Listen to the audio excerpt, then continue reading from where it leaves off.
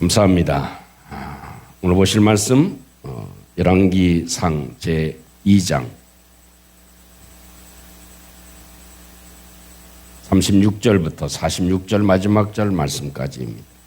열왕기상 강의 18번째 열쇠는 사람입니다 라는 제목으로 함께 나눌 말씀입니다. 열왕기상 제2장 36절부터 46절 마지막 절까지 교독하겠습니다. 왕이 사람을 보내어 시므이를 불러서 이르되 너는 예루살렘에서 너를 위하여 집을 짓고 거기서 살고 어디든지 나가지 말라.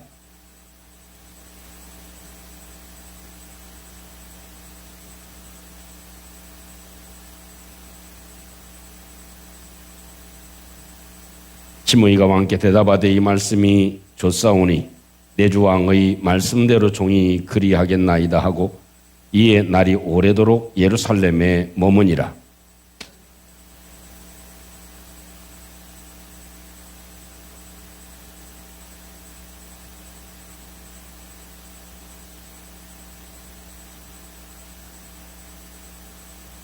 시므이가 그 종을 찾으려고 일어나 그의 나귀 한 장을 지우고 가드로 가서 아기스에게 나아가 그의 종을 가드에서 데려왔더니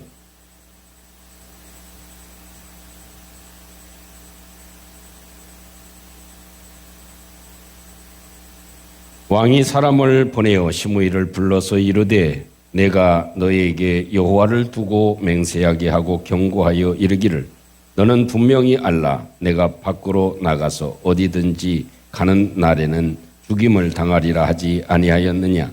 너도 내게 말하기를 내가 들은 말씀이 좋으니이다 하였거늘.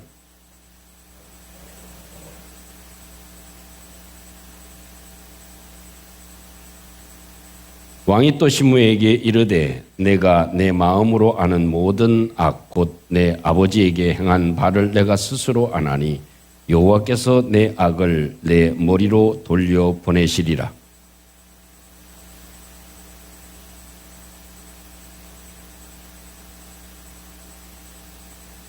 다 같이 여호야다의 아들 브네야에게 명령하며 그가 나가서 시므이를 치니 그가 죽은지라. 이에 나라가 솔로몬의 손에 견고하여 지니라. 아멘. 세상에는 수많은 가치들이 있습니다. 그 중에 하나님께서 가장 중요하게 여기시는 가치는 당신의 형상대로 지음을 받은 사람에게 있습니다. 하나님은 사람을 굉장히 이렇게 소중하게 여기시고 저와 여러분들을 소중하게 여기신다는 것입니다. 그래서 그 하나님께서는 당신의 일을 행하시는 데에도 당신이 독단적으로 행하지 아니하시고 사람을 통해서 당신의 계획을 성취해 나가십니다. 솔로몬은 왕위에 오른 이후에 아버지 다윗의 유언을 생각해 봅니다. 모든 통치의 행위에도 사람이 얼마나 중요하냐. 나라가 잘 되고 못 되고 하는 일, 내가 왕권을 유지하는 그 일, 모든 열쇠는 사람이라고 하는 그런 의미를 새깁니다. 하나님께서 소중한 가치로 여기는 사람이지만 그래도 우리의 삶에서도 사람이 나의 모든 삶에 참 절대적인 영향을 미칠 수밖에 없다 하는 것을 알았습니다. 참 어찌 보면 요압과 같은 그런 군대 장관은 얼마나 아까운 사람입니까? 그의 용맹과 그의 지략과 그의 뛰어난 그런 전술은 누구도 따라갈 수 없는 탁월함을 가집니다. 그럼에도 불구하고 이 요압은 어떤 인물이었습니까? 자기 멋대로 결정하고 자기의 삶의 독단적인 그런 결정과 일을 추진해 나가는 사람이 돼서 그 사람은 우리에게 독이 될 것이다 라는 것을 이 다윗이 솔로몬에게 미리 얘기해 주었습니다. 그 사실을 알고 있는 이 솔로몬은 그 정치적으로 말하면 인적 쇄신을 해 나가고 있습니다. 그 마지막 부분이 이 시므이라고 하는 인물이었습니다. 여러분, 시므이는 잘 아시는 대로 압살롬의 반역 때 다윗에게 저주를 퍼부었던 사람입니다. 온갖 욕설을 퍼붓고 온갖 저주를 퍼부었던 사람이었습니다. 심하게 다윗을 모욕했습니다. 다윗은 그 당시에 시므이를 용서는 했지만 시므이의 반역적인 태도는 남아 있었습니다. 여러분, 오늘 저와 여러분들이 이 성경을 보면서 시므이가 어떤 사람이냐, 무엇을 잘못했느냐 하는 것을 따지기보다는 오늘 성경을 통해서 저와 여러분들에게 주시는 메시지가 무엇인가? 하나님은 이 시므이 사건을 통해서 저와 여러분들에게 주시는 메시지를 다시 한번 새겨봄으로 인해서 하나님 앞에 우리의 삶도 이 솔로몬과 같이 마지막 절에 기록되어져 있는 것과 같이 솔로몬의 손에서 견고하여 지니라 하는 그런 말씀과 같이 우리의 삶도 조금 더 견고해지고 하나님의 축복의 역사를 누리는 저와 여러분들이 되시기를 주님의 이름으로 축복합니다. 그러면 오늘 성경에서 말씀해 주고 있는 한 가지의 중요한 포인트는 무엇이겠습니까? 어찌 보면 이 시므온은 당장 죽어도 마땅한 사람입니다. 그럼에도 불구하고 솔로몬은 이 시므이에게 기회를 주는 너그러움을 가지고 있다 하는 것입니다. 당장 죽어도 시원치 않은 사람 아닙니까? 한마디면 이 시므이를 없앨 수 있는 상황입니다. 그럼에도 불구하고 솔로몬은 너그러움을 가지고 당장 죽어도 마땅한 시므이에게 배려해주고 기회를 허락해 줍니다. 오늘 성경 36절에는 이렇게 말씀을 해줍니다. 너는 예루살렘에서 너를 위하여 집을 짓고 거기서 살아라. 그렇지만 어디든지 나가지 말라고 얘기를 합니다. 그래서 비슌, 쉐콘, 비예루살렘이라고 하는 그런 표현을 합니다. 예루살렘에 거하라. 예루살렘을 벗어나지 말라. 이렇게 얘기를 합니다. 여러분, 어찌 보면 이것도 큰 혜택이죠. 솔로몬이 이 시므이에 대해서 먼 지역에 가서 유배를 시킬 수도 있었을 것이고요. 이 시므이를 다른 나라로 아주 추방을 시킬 수도 있었을 것입니다. 그럼에도 불구하고 이 솔로몬은 어떻게 합니까? 어디 지역을 제안합니까? 예루살렘, 그 당시의 수도, 왕궁이 있고 또 하나님의 성전이 있는 이 중심 지역에서 집을 짓고 살아라. 이렇게 허용을 해주고 있는 것입니다. 또 37절에 있는 말씀에 너는 분명히 알라라는 표현을 해줍니다. 그것은 왕이 그에게 맹세하게 하였다라는 것이 더 원문상 맞는 의미가 될 것입니다. 솔로몬이 시므이에게 맹세를 요구한 것이죠. 그리고 시므이는 거기에 기꺼이 좋습니다라고 화답을 하죠. 또 뒤에 있는 말씀은 반드시 죽임을 당하리니 하는 그런 말씀은 반드시 죽을 것을 알라 하는 그런 강한 표현으로 시므이가 명령을 어기면 사형 선고를 받게 될 것이다 하는 이야기를 강조해 주고 있습니다. 그래서 반드시 예루살렘을 벗어나지 말아야 한다 하는 것, 그것입니다. 그래서 지금으로 말하면 거주지 제한 명령을 하고 있는 것이죠. 사실 그것도 그 집안 구금 상태가 아니라 그 지역적으로 제한해서 이 지역을 절대로 벗어나지 말라. 기브온 시내를 벗어나가지 말라.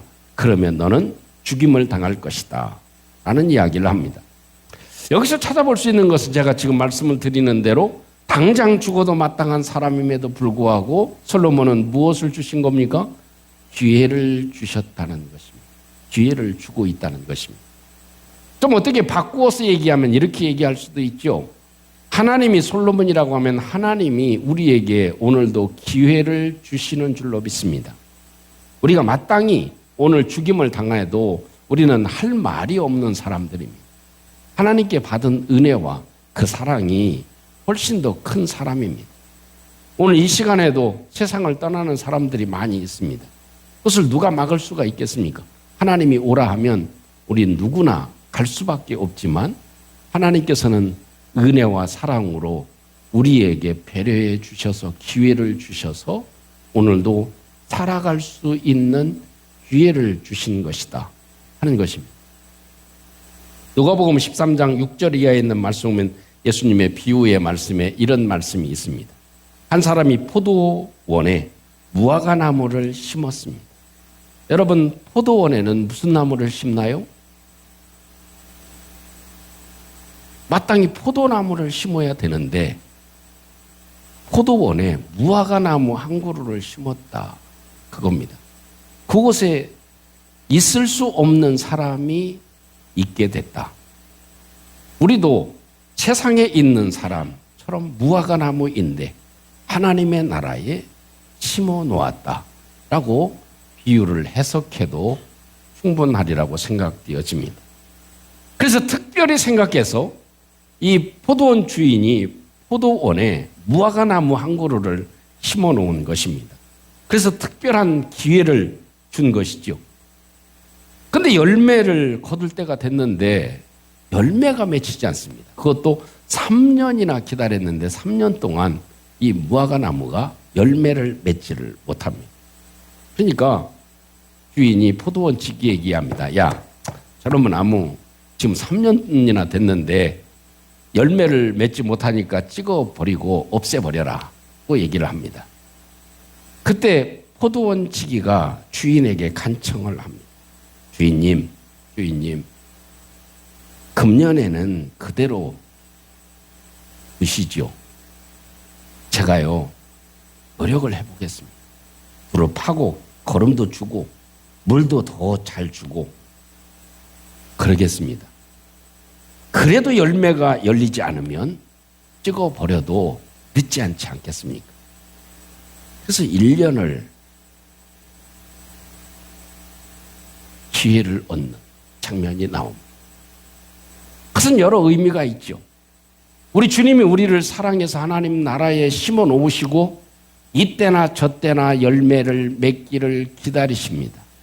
그래도 맺지 못하니까 주님이 요구하시는 것이죠. 1년만 좀 참아주세요. 1년만 기회를 한 번 더 줍시다 라고 간청을 해서 다시 열매 맺기를 기대하고 있다 하는 것입니다.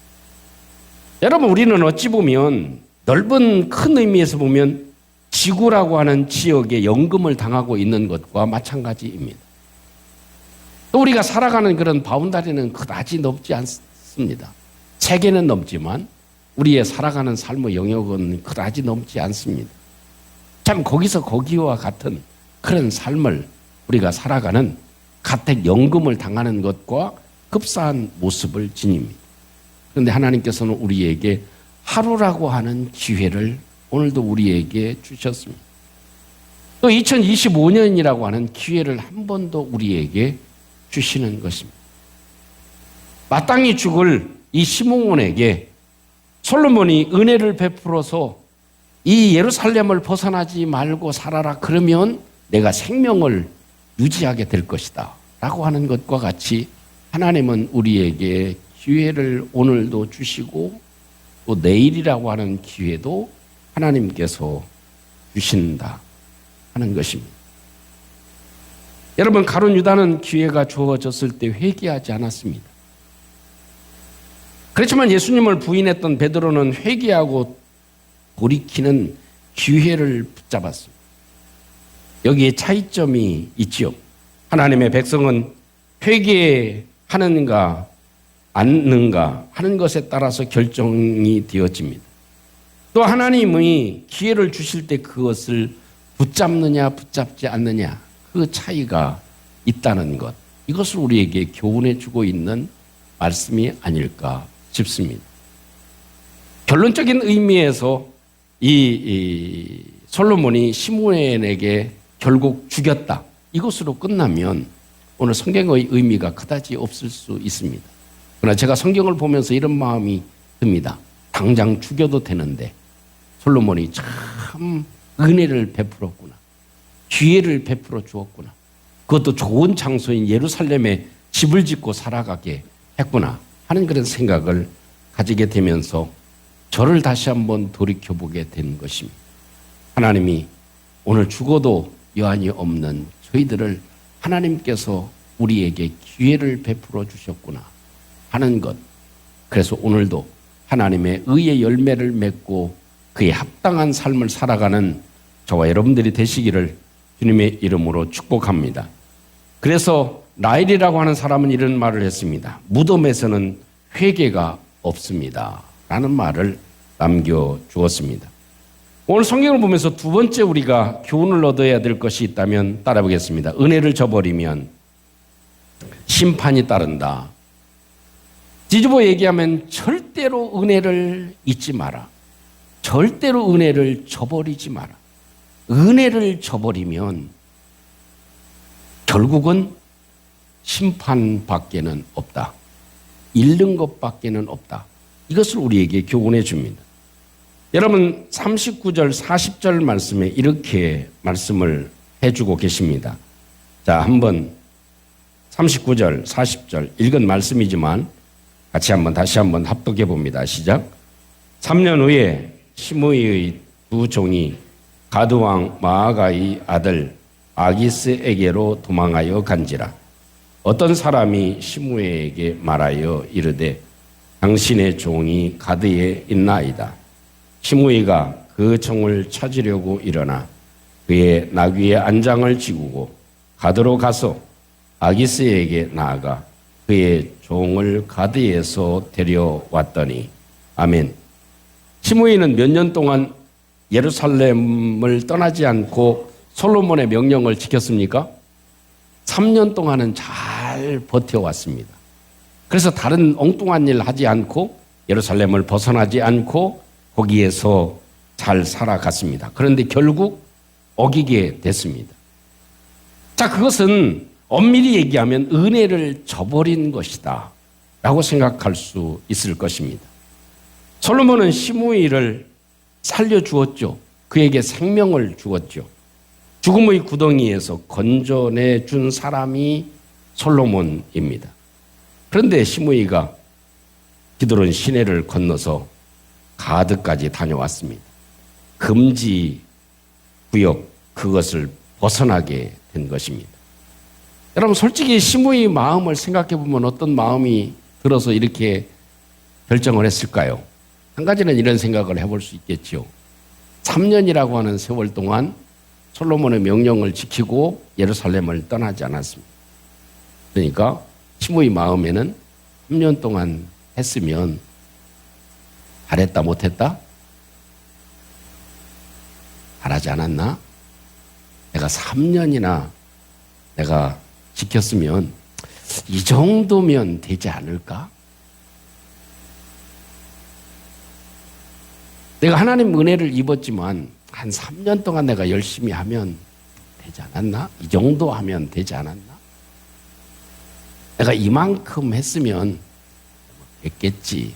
솔로몬도 마음이 누그러졌을 것이고 또 잠깐 내가 완전히 도망가는 것도 아니고 다른 세력을 만들려고 하는 것도 아니고 그저 잠깐 갔다 온 거기 때문에 이게 큰 대수가 될까? 이런 생각을 했을까요? 안 했을까요? 저도 얄팍한 시므이 생각을 가질 수 있는 소지가 있어서 아마 그런 생각을 할 수도 있을 것입니다. 내가 이만큼 봉사하면 되지 않았나? 내가 지금까지 열심히 한 것만 해도 그냥 충분히 하나님께 다 했다고 생각할 수 있겠지. 하나님 잘 봐주시겠지. 그러나 여러분, 하나님은 우리에게 평생 잊을 수 없는 은혜를 베풀어 주신 줄로 믿습니다. 이 솔로몬은 시므이에게 죽을 수 있는 자리에서 건져내 준 어찌 보면 갚을 수 없는 그 은혜를 입은 것이 시므이였습니다.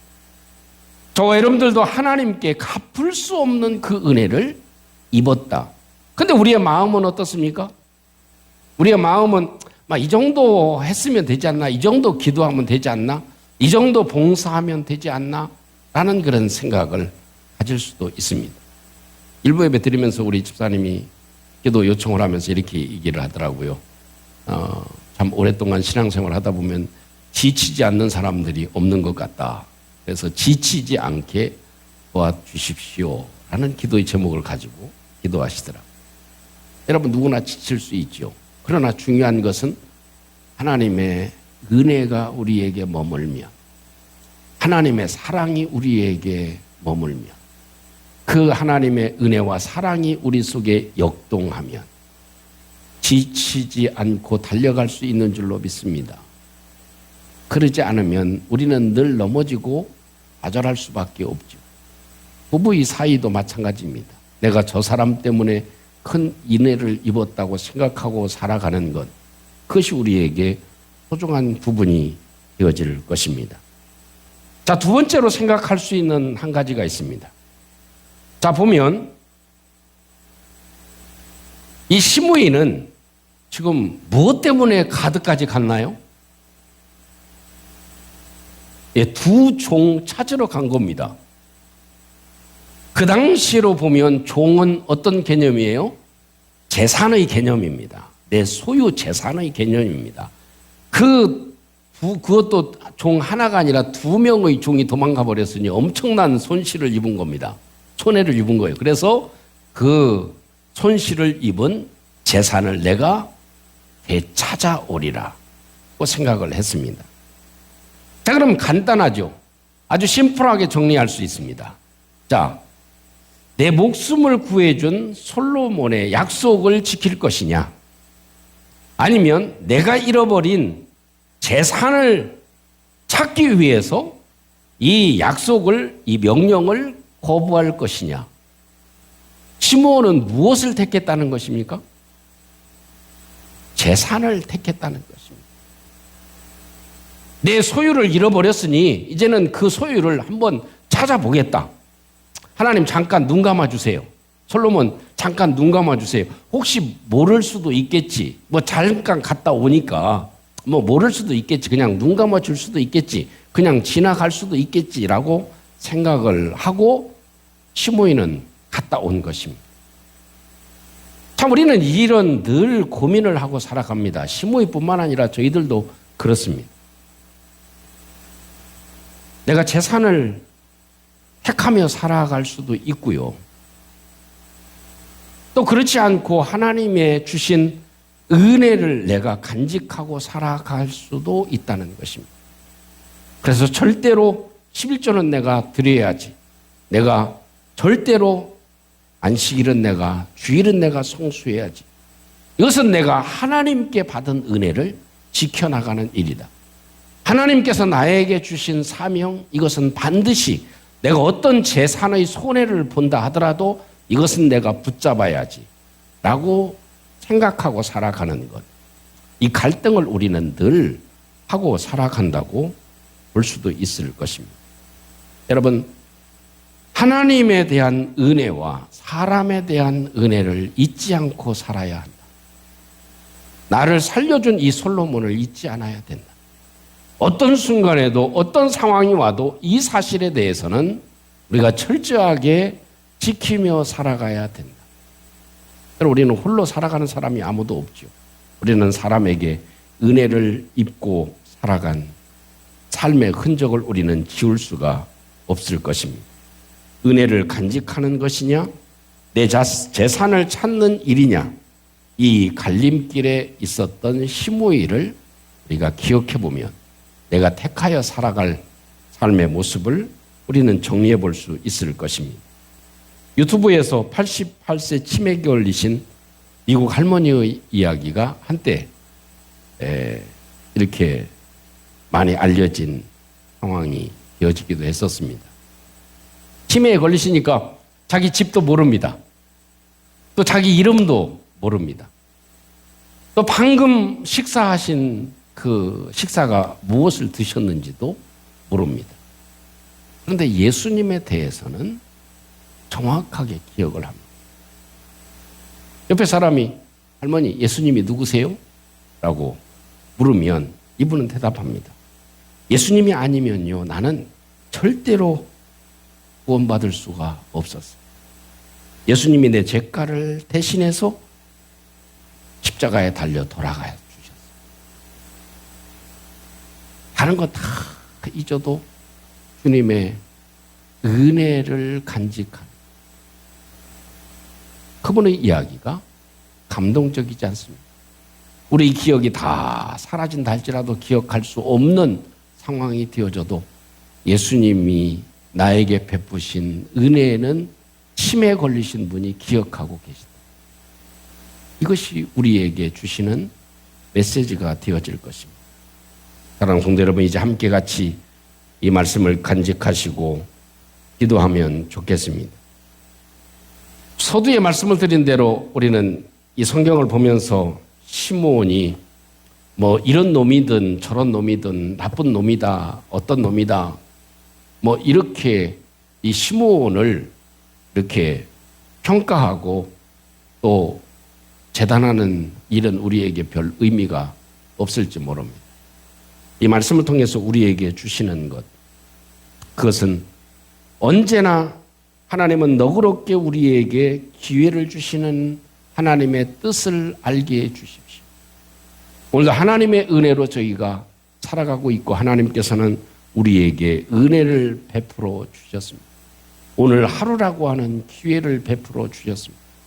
이 하루의 기회를, 1년의 기회를 1년만 참아 주십시오 라는 요청과 같이 하나님이 나에게 주신 이 기회를 잘 기억할 수 있도록 주님이 도와주시옵소서. 하나님, 이 은혜는 내가 무엇을 해도 갚을 수 없는 은혜인 것을 알게 해 주십시오. 이 3년 내가 했으면 됐지, 내가 예루살렘에서 3년 동안 살았으면 됐지, 이런 생각이 우리 가운데 머물지 않도록 하나님께서 함께해 주시옵소서. 하나님, 사람이 열쇠입니다. 하나님, 내가 좋은 사람이 되게 해 주시고 내 옆에도 좋은 사람들이 있게 해 주시옵소서. 그래서 솔로몬의 나라가 견고해진 것과 같이 우리의 삶도 견고해지는 귀한 은총이 있게 해 주십시오. 우리 함께 같이 기도의 제목을 삼고 우리 함께 잠시 한번 기도하는 이 시간이 되시기를 원합니다. 함께 같이 기도하겠습니다. 자비로우신 우리 아버지 하나님, 은총을 감사합니다. 오늘도 주님의 사랑을 입은 저희들이 참 말할 수 없는, 또 감당할 수 없는 이 하나님의 사랑을 입은 저희들이 오늘도 살아갑니다. 시므이가 솔로몬에게 은혜를 입듯이, 기회를 입듯이 우리도 하나님의 은혜를 입고 살아가는 것을 기억할 수 있도록 주님이 도와주시옵소서. 자비로우신 우리 주님, 오늘도 주님께서 나에게 베풀어 주신 기회를 놓치지 않게 해주시고 하나님께 받은 은혜, 사람에게 받은 은혜, 이것을 잊지 않도록 하나님께서 역사하시고 주님이 축복해 주시옵소서. 은혜로우신 우리 아버지 하나님, 오늘도 주님의 놀라운 능력으로 함께 하시고 주님의 축복하심이 있게 해 주시옵소서. 예수님 이름으로 기도합니다. 은혜로우신 우리 아버지 하나님, 오늘도 주님께서 우리에게 주시는 이 메시지를 간직하게 하여 주시고 주의 말씀으로 승리하며 살아가는 저희들 되게 해 주시옵소서. 예수님 이름으로 기도합니다. 아멘.